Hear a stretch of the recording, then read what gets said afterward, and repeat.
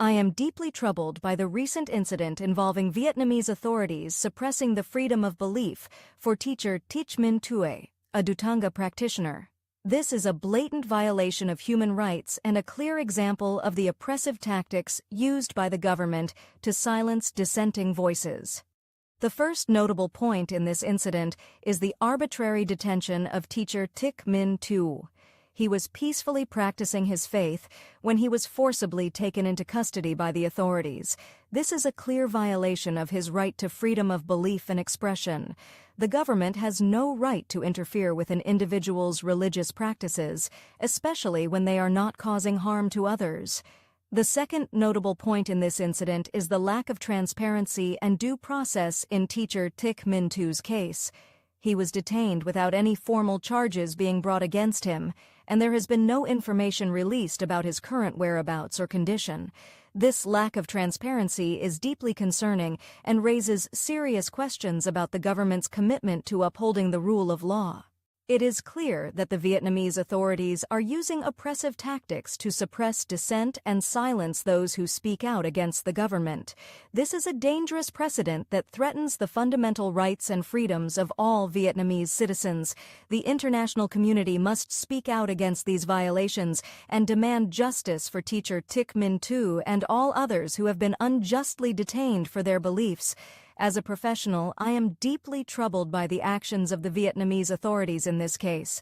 It is essential that we stand up for the rights of all individuals to practice their beliefs freely and without fear of persecution.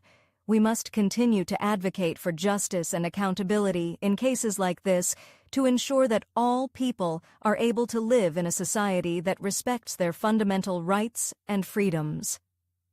2.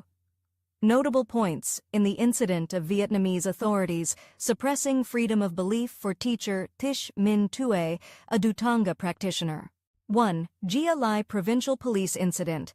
The Gia Lai Provincial Police, while filming the scene of returning the CCCD, Citizen Identification Card, to Citizen Le An Tu, stated, "Hereafter, Citizen Le An Tu would like to be granted this CCCD." This contradicts teacher Thich Minh Tuê's previous statement about relinquishing his identification documents due to his commitment to monkhood and adherence to Buddha's teachings. According to these teachings, identification documents, and even personal rights, are deemed unimportant. The police instructed teacher Minh Tuê's biological brother to write a petition requesting the police's assistance in reissuing the CCCD for his younger brother. The police touted the benefits of the CCCD, such as flying. This is incongruous with teacher Thich Minh Tuê's ascetic practice of walking. Having a CCCD does not grant the ability to fly. One needs money to buy plane tickets, and a CCCD is not an ATM card. Teacher Thich Minh Tuệ lives on alms and would not have the means to purchase plane tickets. Furthermore, the police officer continued to promote the CCCD by stating, "Then go get a health insurance checkup, get a medical checkup." This is misleading. In Vietnam, health insurance must be purchased as a household, which requires money.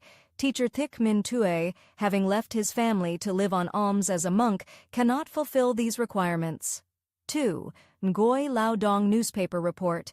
The Ngoy Lao Dong newspaper reported, Mr. Thich Minh Tuệ went begging for alms, detailing, "Around 4 a.m. this morning, June 11th, Mr. Le An Tu, also known as Monk Thich Minh Tuệ, started to leave the cup, lying on the coffee field in Ia Grai district, Gia Lai province, to beg for alms.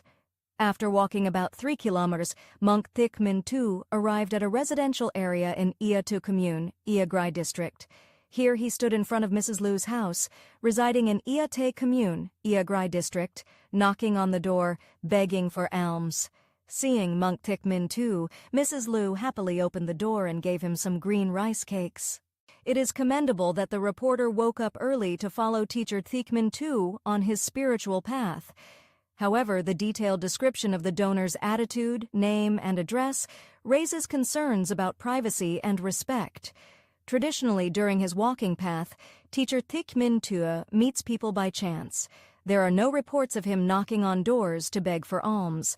These details suggest that both the police and reporters have misrepresented teacher Thich Minh Tuê's original intentions and practices. This represents a form of suppression of freedom of belief and religion. It is essential to note the fundamental aspect of the Dhutanga practice that teacher Thich follows: robes and alms bowl. He holds his alms bowl and the end of his robe in his hands.